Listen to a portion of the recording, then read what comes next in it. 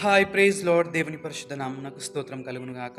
ఈరోజు దేవుని వాక్యము సంఖ్యాకాండము 22వ అధ్యాయం 17వ వచనం మనం చూసినట్టయితే, నేను నీకు బహుఘనత కలుగజేసేదను అని చెప్పి వ్రాయబడిందండి. ఆమెను హల్లెలూయా.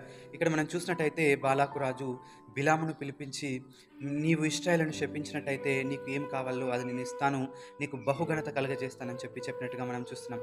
అదేవిధంగా బిలాము కూడా ఇశ్రాయేలు ప్రజలను శపించడానికి వచ్చినప్పుడు చూడండి ప్రియ దైవజనమా, తాను బహుఘనత పొందుకోకపోవడం కాకుండా తాను నష్టపోయినట్టుగా మనం చూస్తున్నాం. కాబట్టి చూడండి, ఎవరైతే దేవుని మాటకు అవిధేయులై జీవించే వారిగా ఉంటారో, దేవుని మాటను తృణీకరించే వారిగా ఉంటారో, వారు నష్టపోయే వారిగా ఉంటారండి.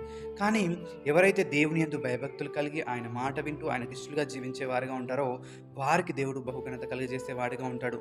మనము దావీదు జీవితంలో చూసినా, సొలొమోను జీవితంలో చూసినా, మనం దానియేలు జీవితంలో చూసినా, వారు దేవుని యందు భయభక్తులు కలిగి దేవునికి ఇష్టానుసారంగా జీవించడాన్ని బట్టి వారు బహుఘనత నొందినట్టుగా మనం చూస్తున్నాం. కాబట్టి ఈరోజు నీవు ఘనత నొందాలి అని అంటే, నీవు దేవుని మాటను విని ఆయనకి ఇష్టానుసారంగా ఆయనకు విధేయులుగా జీవించినట్టయితే దేవుడు మీకు కూడా బహుఘనత కలిగజేసే వాడుగా ఉంటాడు. ప్రభువుటి కృప మనందరికీ దయచేయును గాక. ఆమేన్. హల్లెలూయా.